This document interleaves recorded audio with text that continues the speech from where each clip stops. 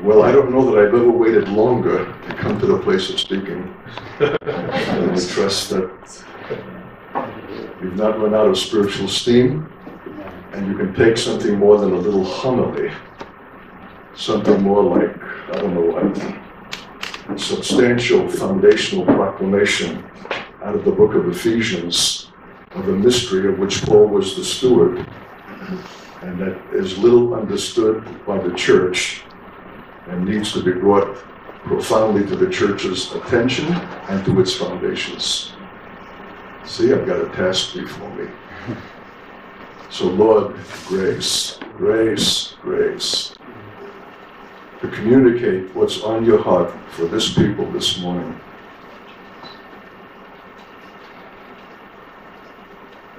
Grant something, my God, of the measure of grace that you gave to your apostle Paul in the revelation of that mystery of which he was a steward.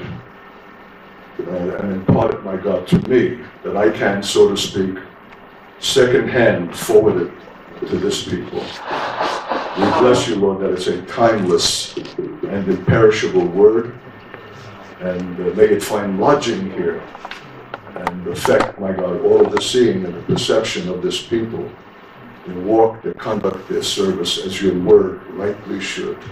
And we thank you for that, the operation of your Spirit, your anointing. Grant it, my God, in measure to the significance of this sharing. And we give you praise and glory for the occasion. In Jesus' name, amen. Well, my text is from Ephesians, chapter 3.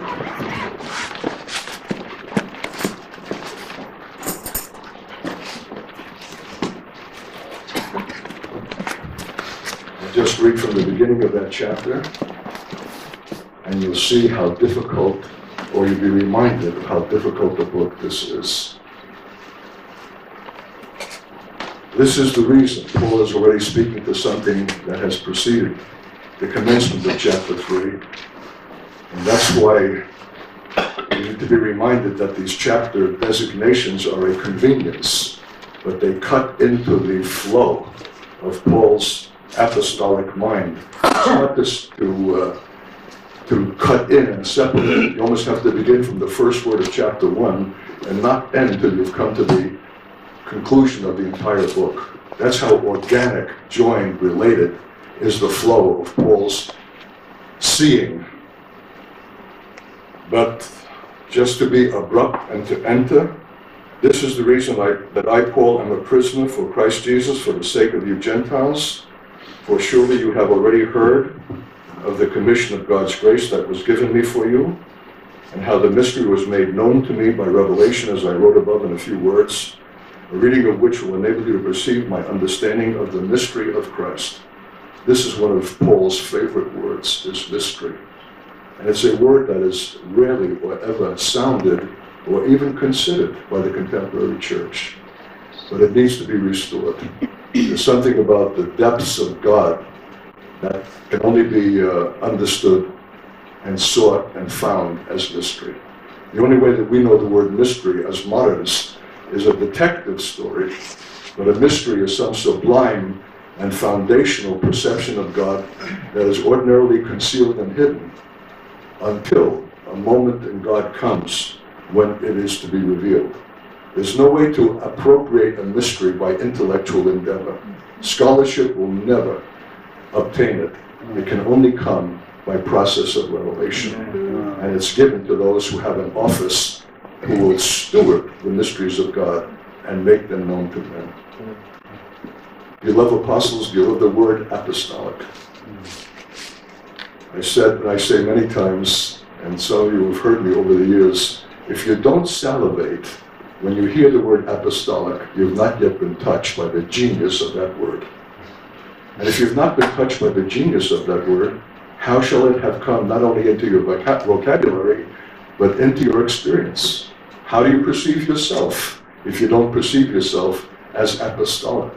What then are you if you're not rooted in this timeless and foundational thing that has been the glory of God since time immemorial, and that the church is founded upon the apostles and the prophets, Jesus Christ being the chief cornerstone.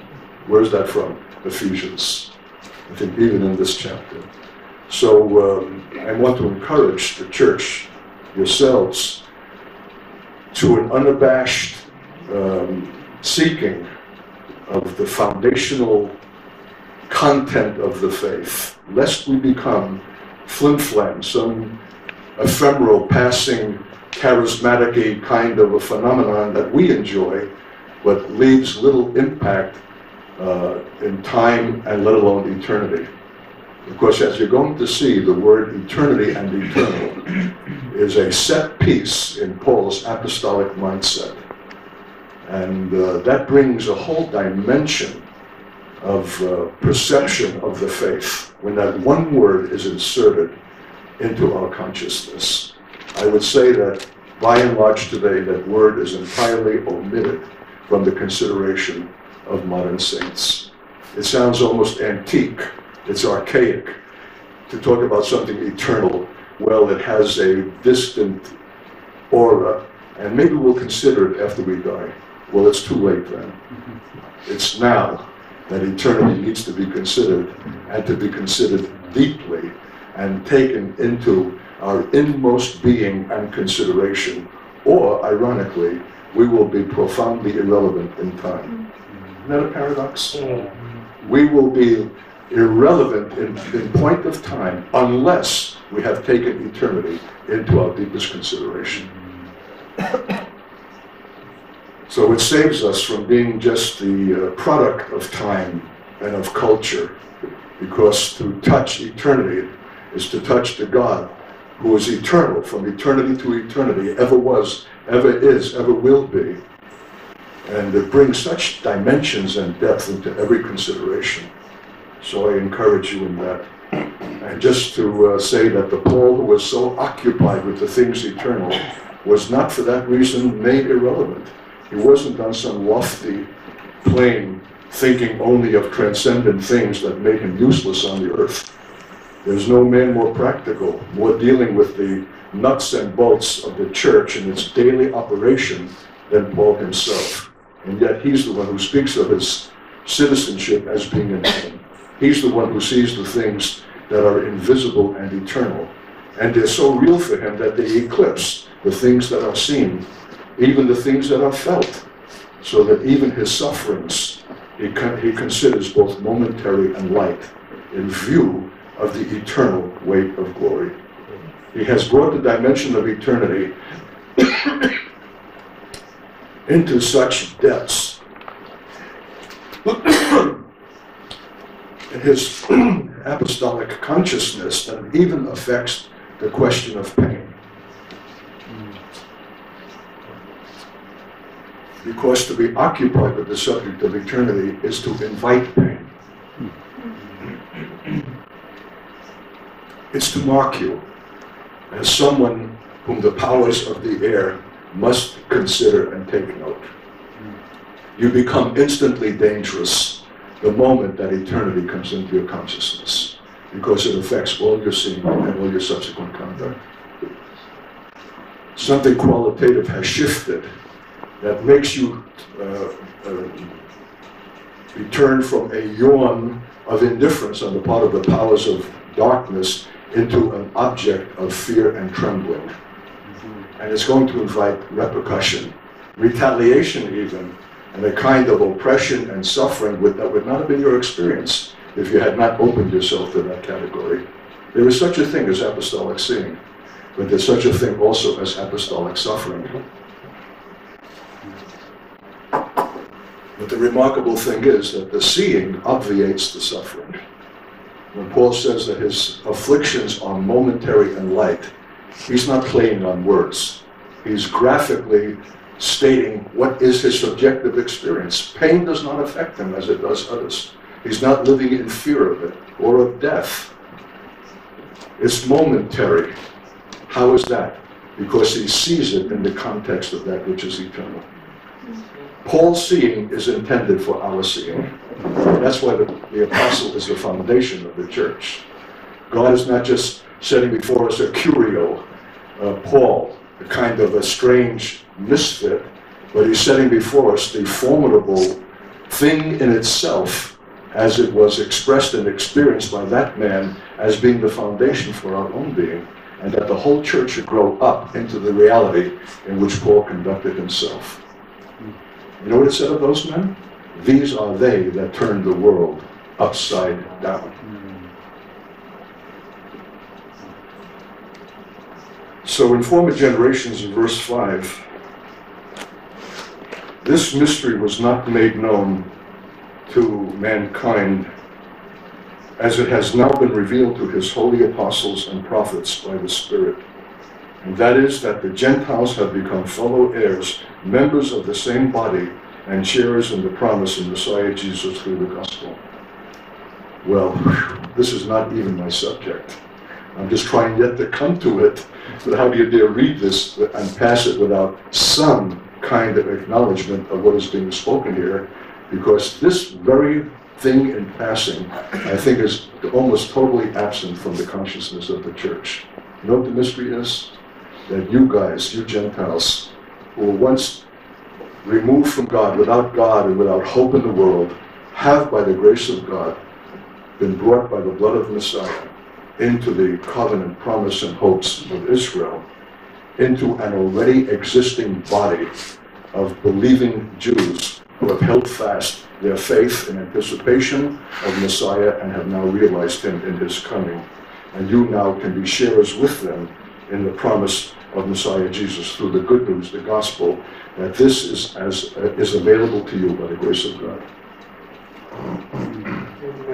That the church is not some innovation different from, well, I have to be careful here. I was going to say different from Judaism. It's profoundly different.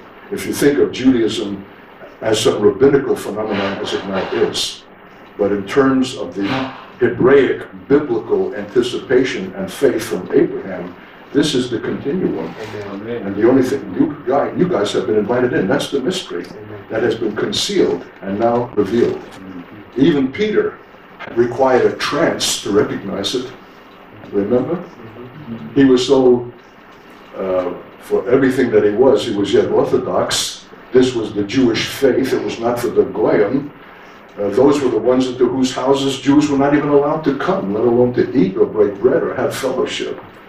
So in order to think that these who are outside of Jewry would be invited in to their faith required a revelation in a trance, coming down in a sheet. And he even protested in the trance. I've never eaten anything unclean. The Lord said, kill and eat. He said, I've never eaten. He's protesting out of his Judaic experience. And God says, what I have made clean, call thou not unclean.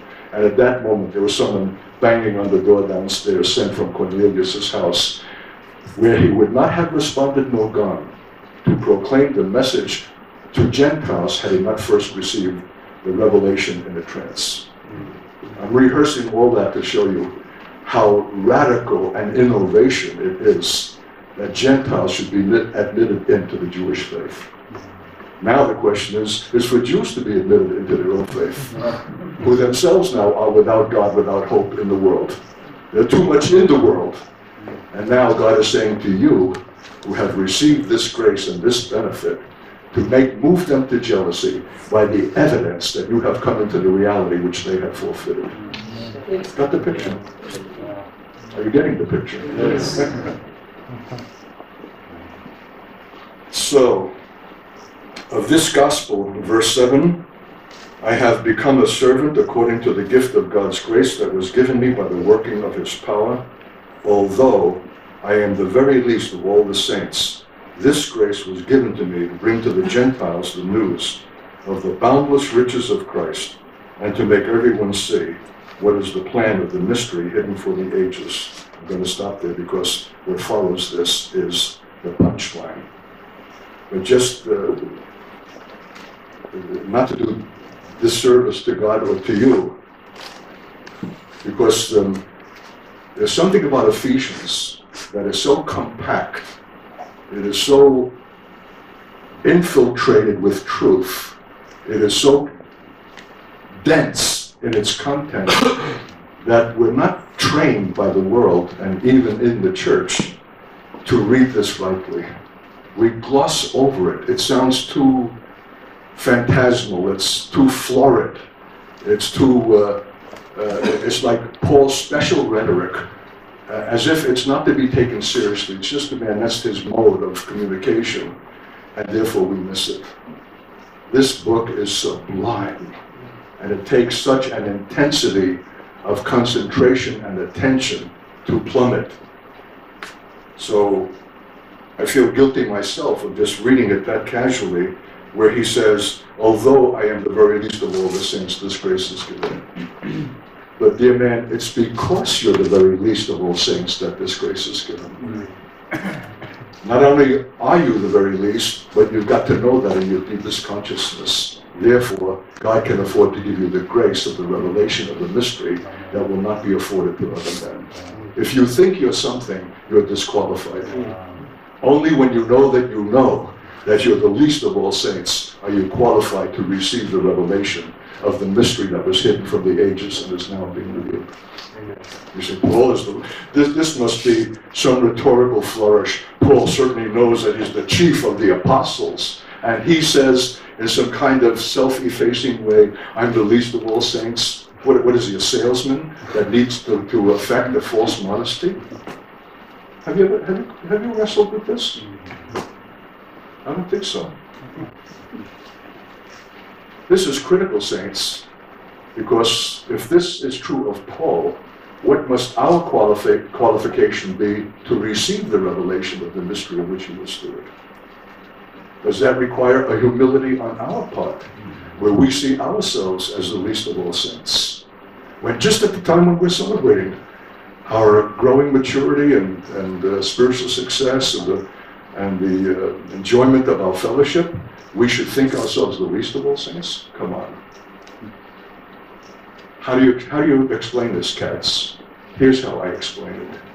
The deeper that a man is in God, the more he knows that he knows he's the least of all saints. This is not some affected false modesty, because the apostle cannot enjoy anything that is false. He's a servant of the truth, even of his own condition. This cannot be some play on words. This has got to be authentically the statement of the truth of the man himself, and he knows it. The only thing I can think that's akin to this is Moses saying that I'm the meekest of all men on the face of the earth. Because both Moses and Paul are the apostles of their generation, and both know, because of their proximity and union with God, how little they are. It's only the bumptious hotshot who has commandeered a certain vocabulary and familiarity in phrases and makes a show of things that thinks he's got something and is something. The deeper a man is in his relationship with God, the more he knows that he knows he's the least of all saints.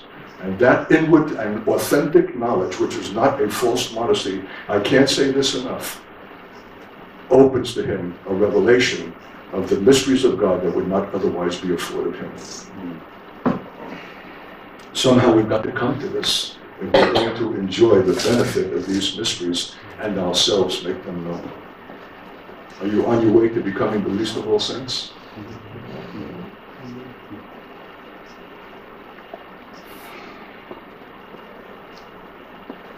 So what is the grace that was given? And could Paul have communicated these mysteries without grace? Can I communicate it without grace? Can you receive it without grace? We're not dealing with hocus pocus and some glib formulation. These are the foundational mysteries of God that any church that is to be called the church must have surely as its immovable foundation. Can we come to that without grace? You know, I can speak this 100 times, and I probably have over the course of the years, but the 101st time requires as much grace as the first. Are you dependent on the grace of God? Are you willing to be God's fool? And unless that grace be given, you're just going to be a stumbling oaf with your foot in your mouth. You would be better off giving your testimony than attempt to speak from an apostolic text like this. So here already I'm filling out something of the genius of what an apostle is. A man of deepest humility, because he knows that he knows, in view of the God whom he is privileged to know more intimately than most, that he's the least. And that without the grace that God gives, he cannot put two words together. I'm sure Paul was remarkably eloquent and gifted prior to his conversion as the prize student of the Rabbi Gamaliel. I was also, before my conversion, articulate, personable, able. Why, I led students off of cliffs as a history teacher. They would follow me like the Pied Piper of Hamelin. I had such a dash and such an ability to communicate. And I was the atheist. I was leading them into socialism or into atheism.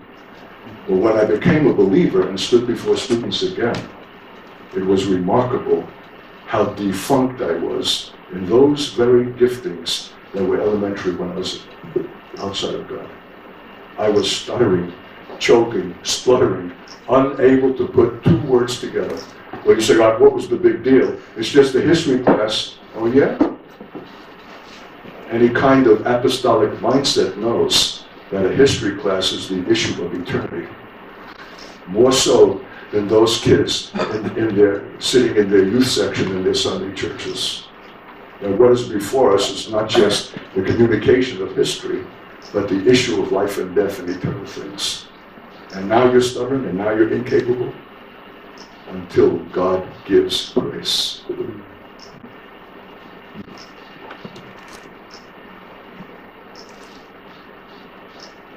You know, when I take a sabbatical, when I cease speaking, when I begin to hear myself, as if I have come full circle now, and I'm no longer now speaking out of the heart of God, but my memory of having spoken out of the heart of God.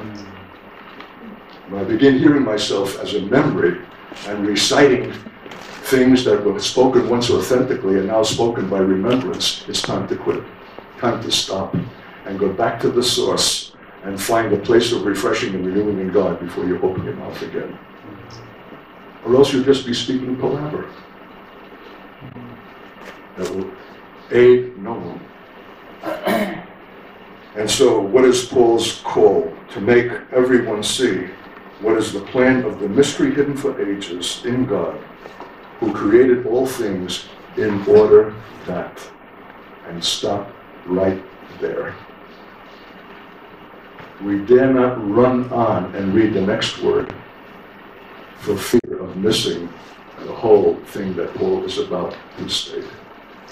How would you like an apostle to come and to tell you in one fell swoop what is the purpose of God in the creation of all things? You think you ought to know? You think that it would affect what we are about? Can we be about something that is not in relationship to God's purpose for His creation? I see a few of you getting drowsy. So I'm going to pray a little for your revived ability. Lord, don't let any saint doze off. Hallelujah. They had such vigor and exuberance only at 15 minutes, a half hour ago, and now when the word comes, they're getting dull. It ought not to be. So I'm asking my God, revive, stir them, let them be attentive to the word and hear it to their great benefit and to others through them. In Jesus' name. We are about to hear Paul's apostolic understanding of why God has created all things. That this is a purposeful creation through a purposeful God.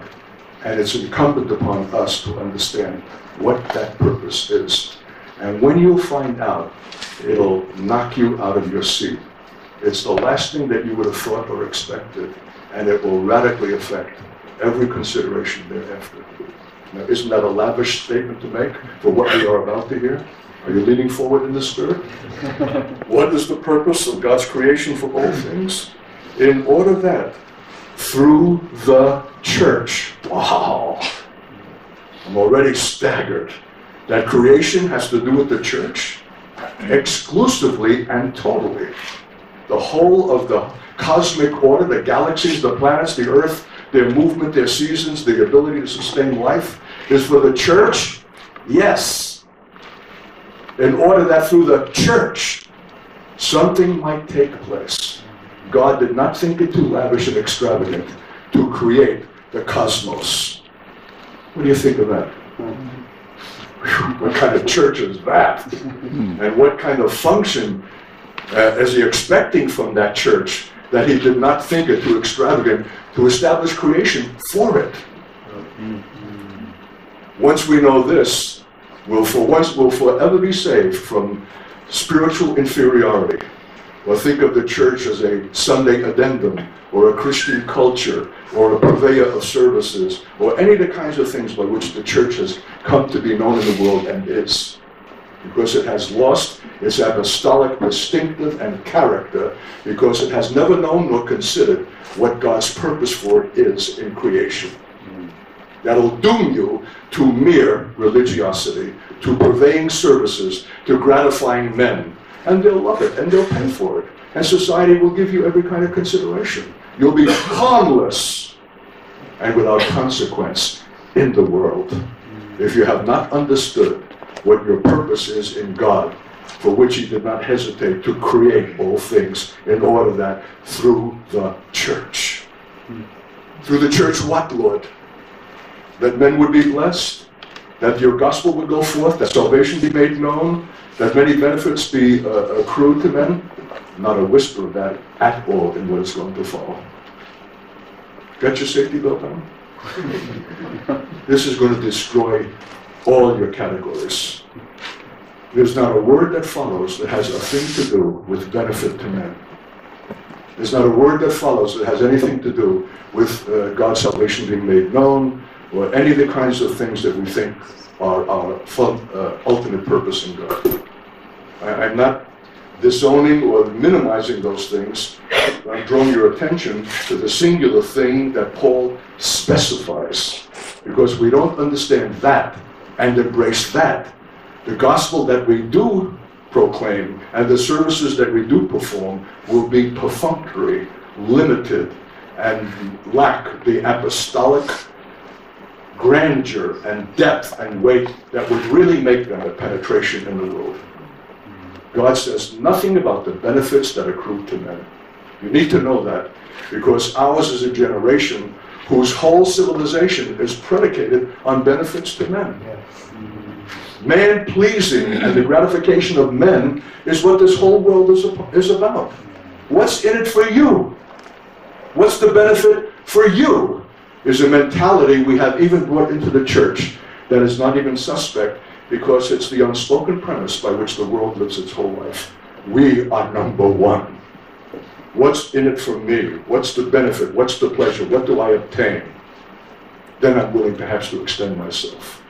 There's a deep egocentrism that pervades the whole of the world's order, and it has infiltrated the church itself. Because the one thing that was provided to break its power, you have ignored.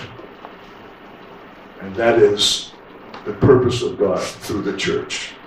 What is the purpose? That the manifold wisdom of God through the church in its rich variety might now be made known to the rulers and authorities in the heavenly places. Oh, what a disappointment. Is that all? What kind of purpose is that?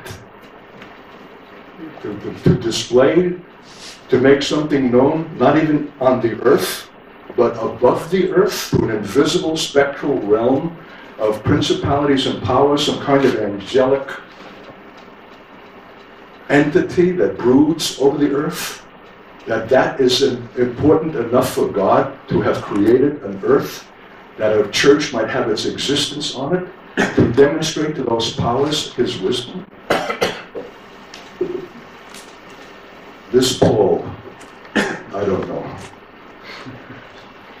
He's off on some wild tangent, or he's touching something that is at the heart of everything, one or the other. Either he has radically missed it, or we have. I'll side with Paul. And so I want to understand what he's saying here. That God did not think it too lavish to create the worlds, the earth, give it its form, that there might be an entity on it called the church, whose essential function and purpose is not to bless men or to confer benefits, but to make a demonstration to an invisible realm of entities above the earth and in the air, called the principalities and powers of the air. What do you think of that?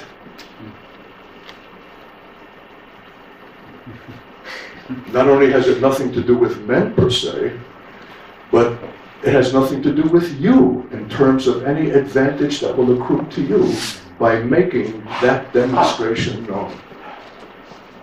As a matter of fact, if you're still thinking in terms of the benefit that will accrue to you by obedience and service to God, you cannot make that wisdom known. Because that wisdom is altogether entirely opposite, antithetical, and inimical to the wisdom of the world that makes self-interest its first principle. If you're still thinking of benefit for yourself or for your church or for whatever, you're not exhibiting the wisdom of God. The wisdom of God has to do with a people willing to sacrificially be for God in such a way that his soul will be gratified, independent of any benefit that might come to them. It has nothing to do with the church's own benefit or self-interest, but one thing only, that which is important to God. You know what the heck of it is? He doesn't even explain why it's important. He doesn't say why that's his purpose. He merely states it. And just to make sure that we're not going to miss it, as if this is some kind of abstract consideration that is irrelevant, he concludes by saying, this was in accordance with the eternal purpose that he carried out in Christ Jesus our Lord. Whatever this purpose is, however much we understand it, whatever this wisdom is, whatever those powers are, this is in accordance with the eternal purpose of God in Christ Jesus. Now you show me a church that has not sought, nor understood, nor desired, nor embraced the eternal purpose of God in Christ Jesus, and I'll show you a flaky outfit. I don't care what measure of success it enjoys for itself. It has no apostolic consequence for God or for the world, unless we have understood, sought, and embraced the eternal purpose of God. Because if we're not concerned with God's eternal purpose, what then are we? What then are we concerned with? What's the object of our attention? What's the purpose for our being? Our own satisfaction? To establish a groovy fellowship and enjoy its benefits? Is that the purpose for which God created the earth? I want to say the church that is the church, and for which the world is desperately hurting, and in the absence of which the world is freaking out, is a church that has as its foremost purpose in being is to surrender to and to submit and to desire the fulfillment of God's eternal purpose.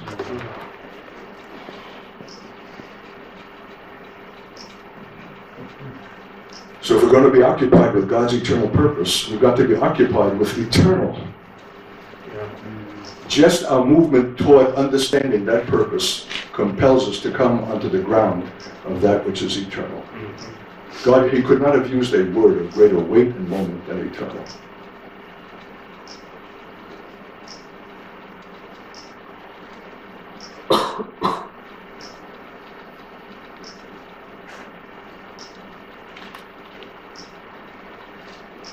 I don't know why God wants to make this demonstration.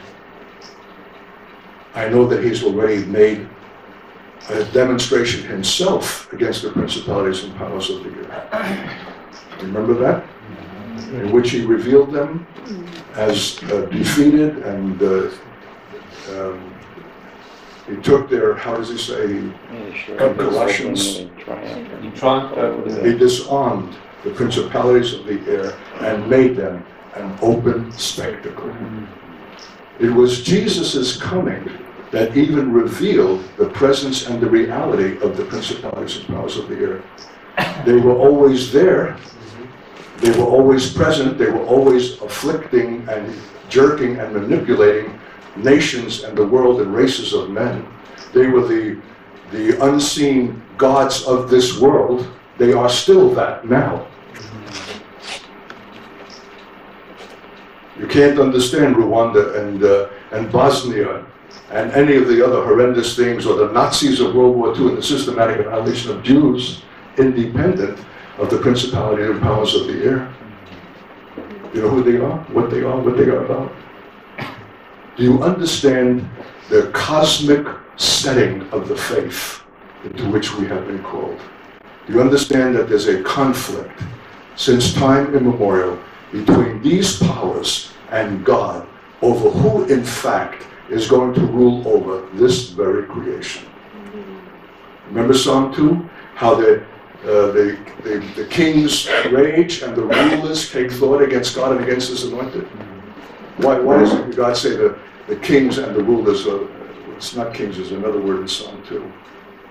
The visible earthly magistrates and the rulers take thought against God and against His anointed and want to break their bands asunder. They rage and they foam at the mouth. Listen, you guys, this is exactly what we're going to see in the last days. When the devil is cast into the earth and has been a short time, we're going to see the rage, the intense fury of the powers of darkness that know they have but a short time, and that their usurping misgovernment of creation is to be over. For there's a king coming and a kingdom that will once and for all end the usurping false rule. Am I going too far? Is that the setting of the last days? Yes. Indeed. But how effectual will we be if we have no consciousness of these dimensions? And you know what? One thing about them, they love for you to remain in that ignorance. They love to be concealed. They love for you not to be ignorant of what is the actual motivating force, the underpinning, the powerful, diabolical thing that moves nations and men, that is invisible and unseen, but powerfully effectual.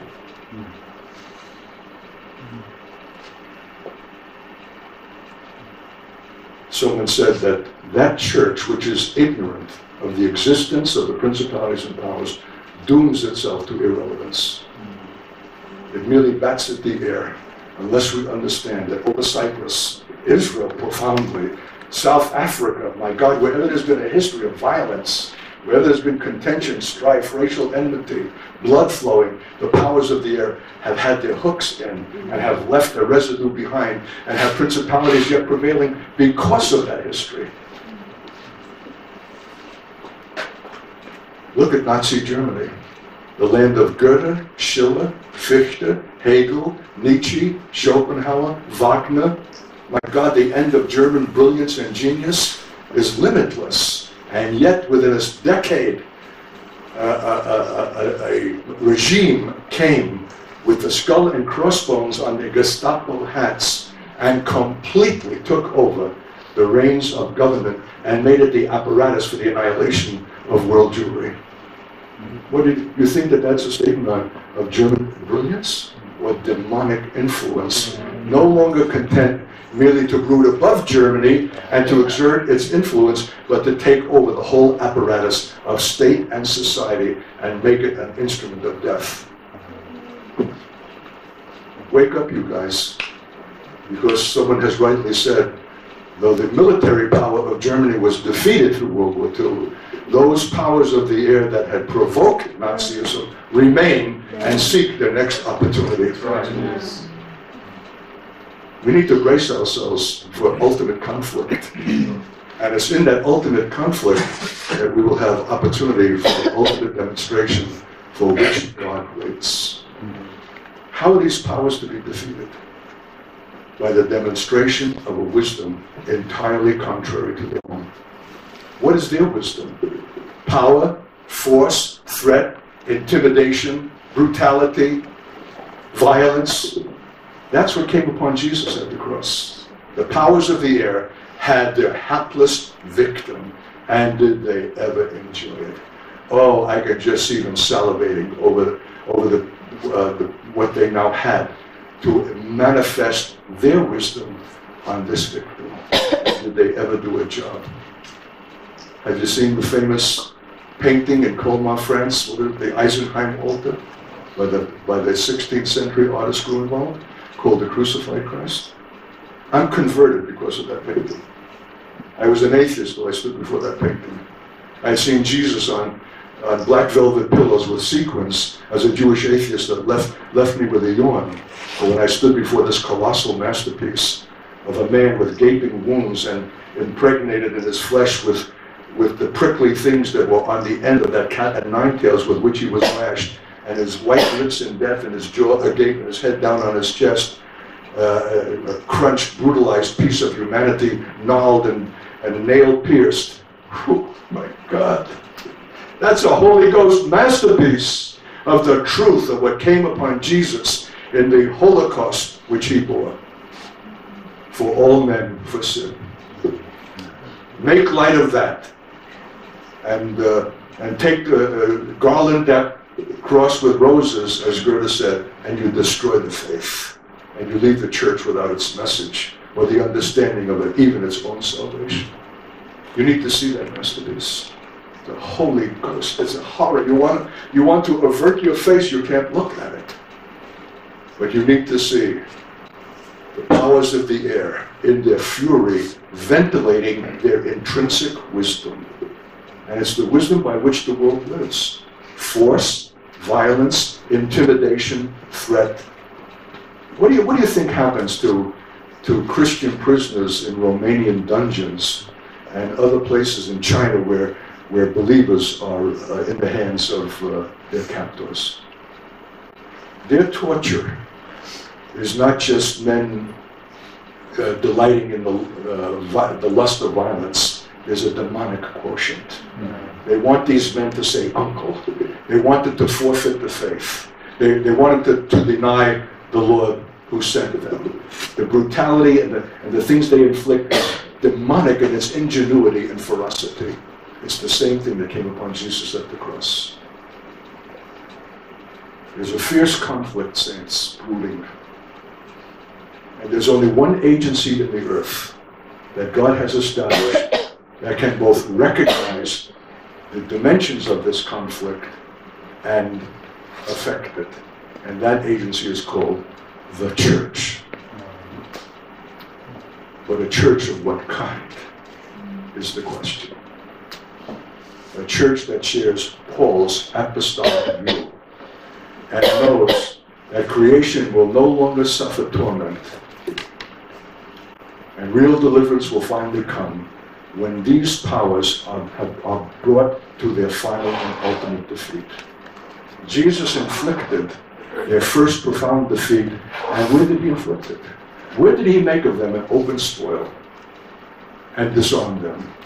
At the cross. He received their worst fury, their most malicious abuse. But how did he receive it? The physical pain which he bore is beyond our understanding. But while he's bearing it and hanging from his own tendons, there are his own people to whom he came as Messiah, jeering and taunting him and saying, "Come down and we will believe you." If ever a man had the right to break his silence and to say, "You dirty so-and-sos, now that I'm suffering here for you, that I have to hear in my last moments the indignity of your taunts and your jeers for the very reason that I'm bearing your sins, well, then you deserve every..." but he opened not his mouth. He went as a lamb to the slaughter. As the lamb is silent, so also was he. Had he so much as griped once or ventilated his exasperation once, he would have been disqualified. Because what was at stake in the remarkable crush that came upon him was the opportunity to reveal the wisdom of God to another kind, under extreme duress. What do they say? Suffering reveals. You know the old Russian school of acting that they used to say, I want to suffer. Why did they want to suffer? Because suffering strips veneer. Suffering reduces things to their absolute core. Suffering removes the amenities and the things that soften our view and tend to compromise it. Suffering brings you to ruthless reality. And ultimate suffering is ultimate revealing. And what was revealed in the ultimate suffering of Jesus? Not a response in kind to rail in anger and bitterness against those who are inflicting, but to say, Father, forgive them, for they know not what they do. A magnanimity of God, a graciousness of God, at the point of ultimate suffering and duress, was the thing that issued out of Jesus. Not because he was reading a script, but because he was what he was, as only suffering would ultimately reveal the truth of it. That's a picture of us, of the church in the last days. We're going to be brought to a crunch. And what we do and what we exhibit and what we express in crisis is what we in fact are. Got the picture? He started it by an initial defeat. We ended by the demonstration of the same wisdom that he showed forth at the cross. The word wisdom has a meaning that's lost to us. It's not how to be wise. Wisdom is the value of things as God sees them. Ultimate value, ultimate understanding of what verity, what truth is, what righteousness is, what reality is and is about, is the wisdom of God as God sees it and as God expresses it. Suffering will find us out. And that will conclude the age. It will demonstrate the manifold, complex wisdom of God through the church, not through individual virtuoso saints, but through the corporate thing that God calls the church to be. In great, I don't want to say uniformity, that sounds like some artificial thing. In a great coming of mind and heart and soul in agreement with God together.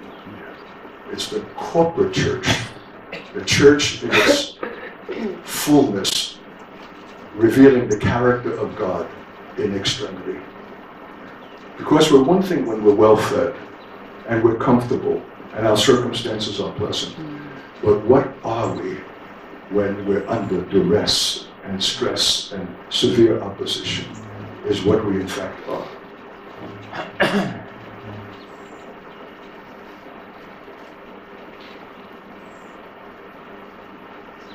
Maybe that's why verse 12 says, in whom we have access to God in boldness and confidence through faith in him. Are we ever going to need access to God in confidence and boldness and faith?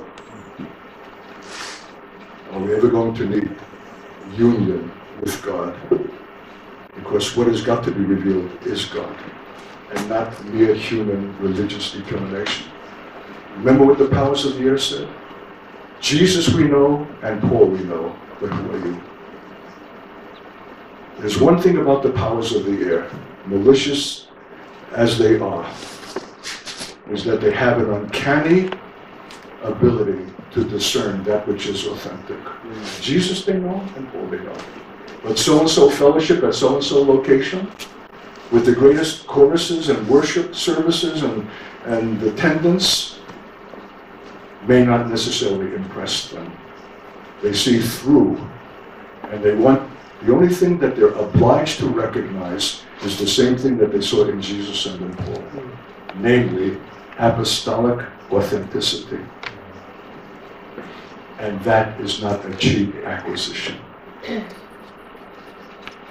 And it will never be our acquisition, it will never be ours unless we consciously seek it and understand what is the contest into which we have been brought. And that every time we come together and hear the Word of God or receive His visiting ministers, it's some opportunity for the Lord to bring us by the Word into this deepening consciousness. Every crisis we face, every trial, every challenge is the Lord's school to bring us into the realization of the character and the life of God.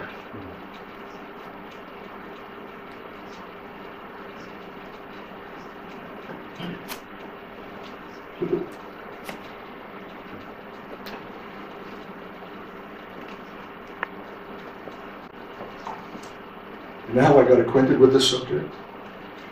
I had a shattered kneecap. You know how I shattered it? By slipping on a YMCA swimming pool floor on my way to the locker after having baptized about a dozen Lutherans in the pool. And all of a sudden I'm within 12 inches of opening my closet door and getting changed when I find myself up in the air. It's something like I found myself going down my staircase 2 days before leaving for this trip and bunged up my foot terribly. And I'm not a man who suffers accidents, nor is any believer one who suffers accidents. So there I was up in the air with my Bible in my hand. What am I doing here, I thought, in a frozen moment of time. And down I came on that tile floor with such a crunch that every page in my Bible was creased. And I got up, and that night I spoke. You know, my leg was swollen like a football, but I was God's man of faith and power, and I was going to be healed. The next day, the brothers insisted I go to a hospital, and I did. A Jewish orthopedic surgeon was examining my x-rays, and he said, Mr. Katz, he said, your knee is not just fractured, it is crunched, it is a blob of broken fragments, and you need to be operated on. I said, okay, good. When can you do it? He said, Thursday. I think it was Tuesday. I said, no. I said, Thursday, I'm going up to northern Minnesota. the Lord is giving us a property. He said, the who?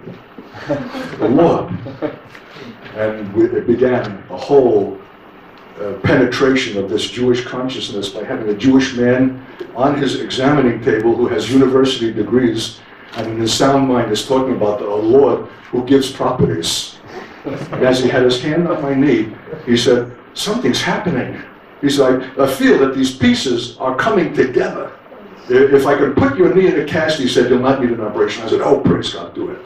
So there I was that night with my foot in a cast in, what do they call it, in traction? And here's what happened. The nurse came in with a hypodermic. I said, what's that for? She said, that's for pain. I said, I'm not suffering pain. Oh, but you must have this, she said. No, I don't need that. I don't want any. I don't want any drugs. I don't need to be drugged up. I can bear this. This is only a minor affliction. This is only a momentary affliction. I'm not in some supreme pain. I can bear this. It's only a little inconvenient. Oh, but you must. No, I said I won't. Oh, she stormed out. I mean, she was angry and came back with pills. I said, you don't understand, sis. I'm not afraid of needles. I was in the U.S. Army, and we walked through a corridor of men poised with needles. We were punctured like a pincushion. And there were men who had never done that before, whose needles were bent, and men were falling dead away in faint just to see them. I'm not afraid of a needle. I don't want drugs, don't you understand? I don't want to be stupefied in my consciousness. It has to be kept for God. Well, the next thing I remember, the last thing, 2 doctors and 2 nurses in my doorway, jabbering with such intensity as if I was upsetting their entire world, and I was. And that's when the Lord showed me, you're touching something here, Art. You're touching a principality and a power. You're touching an area to which the whole world subscribes mindlessly, and that it is in the whole formation of the American civilization, the pursuit of pleasure. That this is a nation bent on the pursuit of pleasure and the avoidance of pain, and this is the premise of the whole world. And you're saying that pain isn't all that bad, and pleasure is not the ultimate value to be sought, that there are some things deeper, in fact, in which suffering would even be a requirement to the bearing of the cross of privilege.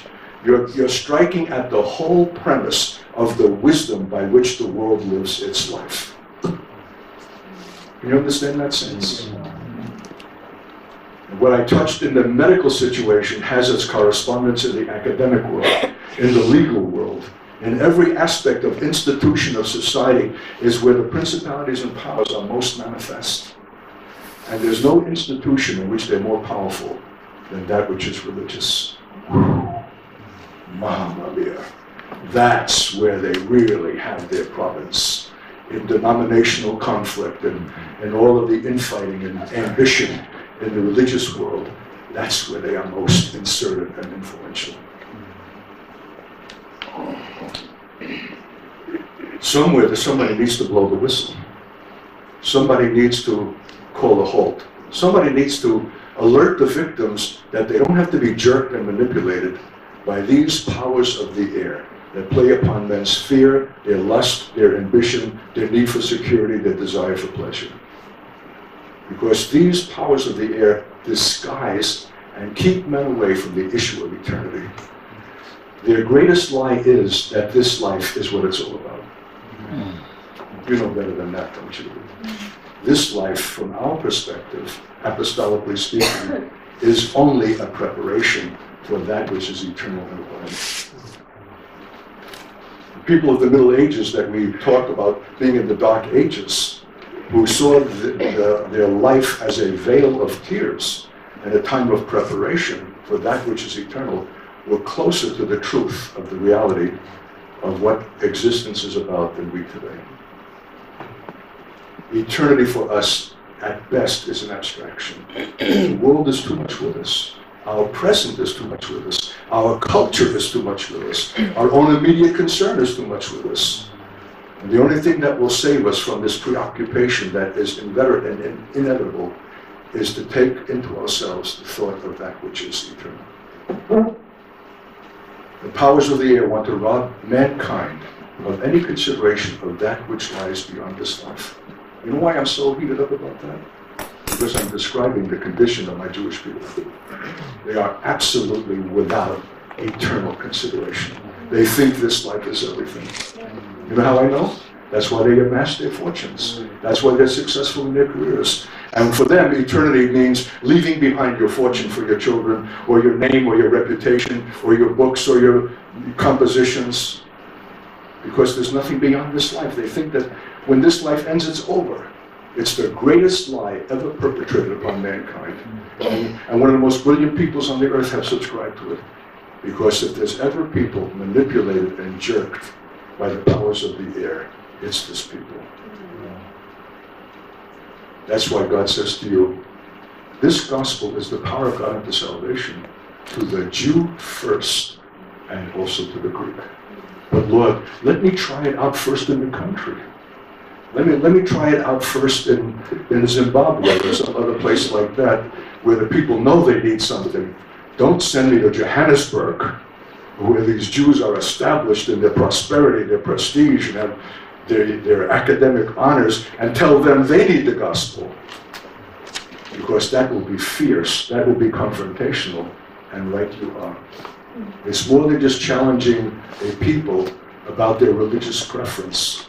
It's touching the world at the heart of its system. And who is sufficient for these things?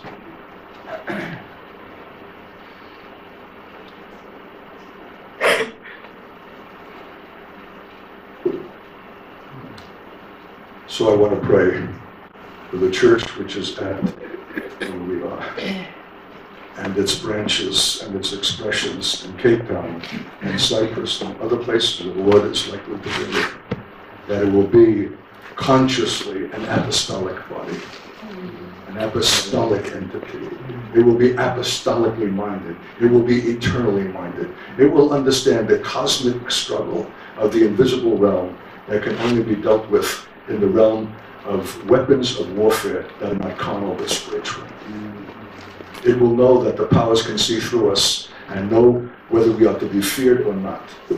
And the two times in which I actually have seen the face of these powers over our own locality in northern Minnesota, 8 miles from the headquarters of the Chippewa tribe of the American Indian, ravaged by violence, death, alcoholism, and drugs. One was an occasion in prayer, and the other was an occasion in worship. Worship is the name of the game, but not as our enjoyment, but as a demonstration of that which is the spontaneous overflow of the hearts that have been redeemed by God, and the depth of the sanctifying work that can only take place in the church that is the church, where it is open, seeking, receiving the counsel, the admonition, the dealings of God, in that grit of intense and real relationship that brings saints to maturity and sonship. It's a suffering. That kind of church is a suffering before it's a glory. And so, having passed through 8 years of that suffering in the initial history of Ben Israel, which David knows and Sarah knows well, we've caught a glimpse of it, and which struggle still continues still. A couple from us had come back from Mexico, and they shared with us their experience there. They were Mexican Americans, and how they had shared with the simple peasants to whom they had come something of the experience and the reality that had been theirs in our community, and how those people were blessed to receive a word tempered out of the reality of a life together. And when we heard that there was some benefit, that someone was really receiving the benefit of things to which we had labored and struggled together, we were at a Friday night Shabbat meal, and we just pushed aside our plates and got up, and we raised our hands before God, and we began to give Him praise that our suffering and the dealings of God and the trials through which we had passed were somehow beginning to have some consequence for a people in a distant location that was redemptive. And as we were rejoicing without an overhead projector, I saw a figure, a face overhead that at first was leering at us, but as the worship went up in its authenticity, that the expression on that face began to change from a scowl to fear. The lips began to turn, the thing began to back off, and as we continued, I don't think anybody else was conscious of that presence but myself. That thing burst and dissipated, and a great kind of a release came over the entire body. That a significant power that had prevailed over our locality through the history of the American Indian, the injustices, the violence, every kind of thing that had impacted and infected that area, was being dealt with and suffered an initial defeat and was required to leave and be broken out from over our locality by the expression of an authentic worship that issued out of the reality of the redemptive life experienced together. And the other experience was in a prayer time. We had a morning daily prayer time, and it was again the Indian powwow, that occasion when they meet and their drums beat through 3 days and nights. And we heard that another Christian community was suffering all kinds of problems during that very time. And we all felt hungover. You know what one of the advantages of community is that's living in truth? When you're hungover and pressed and depressed, if you're living by yourself, you would think, well, it's me. It's some subjective thing. I got off at the wrong side of bed. I don't know what I ate last night. But when everybody is feeling that oppressive thing, then you know something is being operated in the locality where you are that needs to be recognized. And so they said, yeah, the powwow is taking place right now. I said, well, we need to pray. And we started to pray. And after 5 minutes, I blew the whistle and I said, quit it. That's enough. That's not prayer. What you're doing is ceremonial. What you're doing is religious. What you're doing is obligatory. And it is not impressing the powers of the air at all. You've got to put your gut into it and enter into something corporately with an earnestness of real conflict with an invisible realm that's above us. And we entered into that reality. But it took 8 years of community life to bring us to a place where we could pray like that. If you had walked into the room at that time, you would have thought, this is an insane asylum. People are flailing at the air.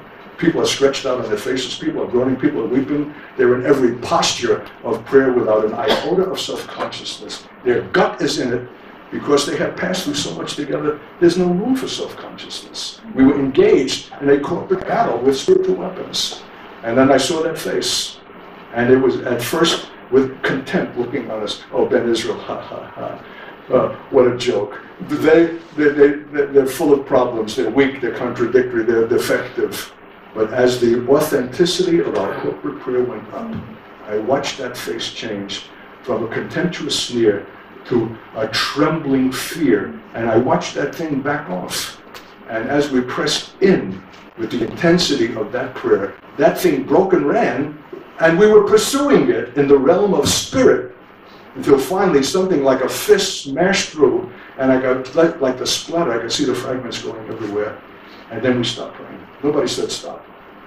This one was laughing, this one was giggling, like a mood of mirth or a release or enjoyment or delight came over the entire body. We had fought a battle and won it. These are real entities, saints. And they can only be met corporately and only on the ground of truth, authenticity, and prayer that is real prayer, and worship that is real worship. In a wisdom that's a real wisdom.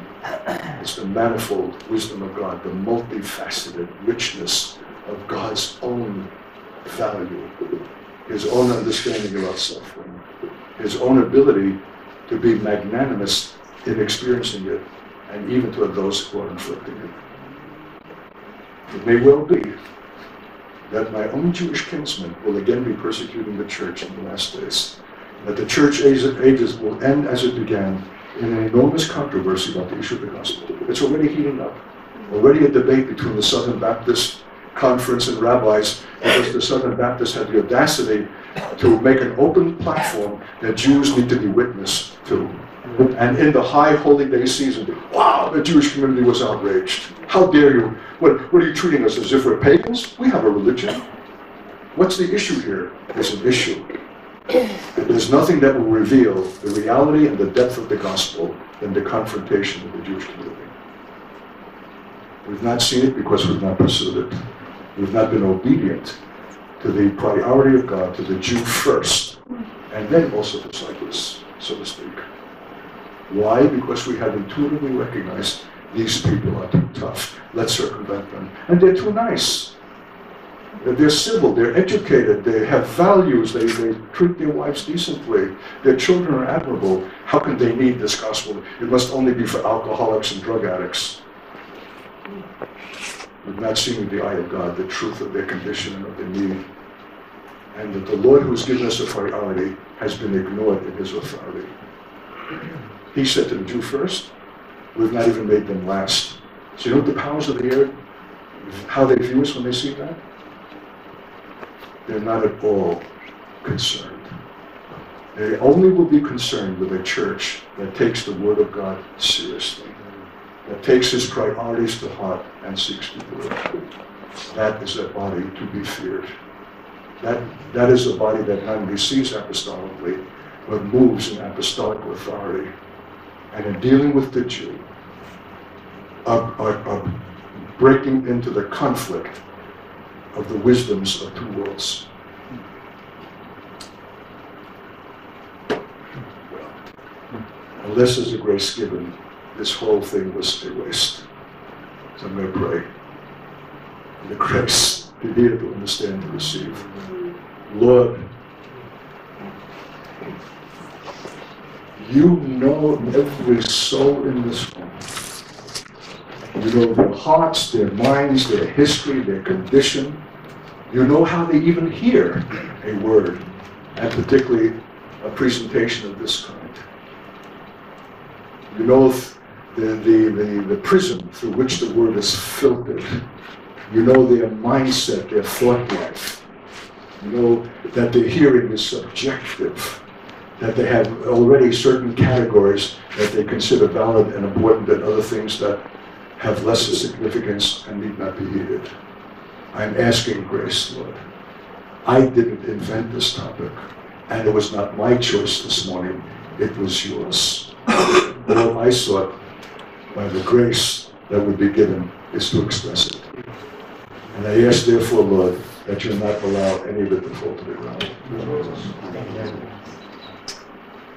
That you'll break in with new understanding, new categories, new apostolic seeing, that the word eternity will no longer be strange, it will be sought for, that the purpose of God will be a first priority for His people, even though it confers not only no immediate benefit, but it opens the door to a new kind of suffering and opposition.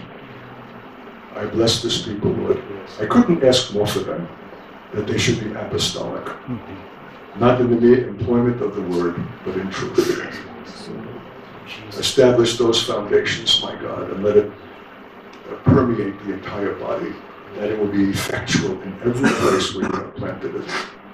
To the Jew first, and also to the Greek. Make them significant, my God. Let them blow the whistle on the false values to which the world is dying, and show forth the things that are eternal and real, though invisible. Not just by what they say, but by what they are. That their very presence is a statement.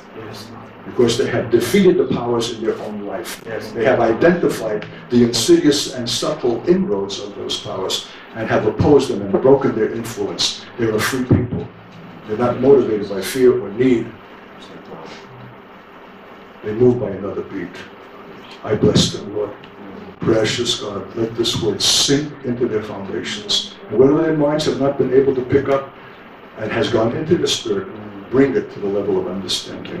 Let them invest themselves in these various scriptures, in this text, and wrest out of it the meaning, my God, you intend. I bless them. I've given them the best I know, and give them the grace to receive it. And thank you and give you praise, Lord, for the opportunity. In Jesus' name. Amen.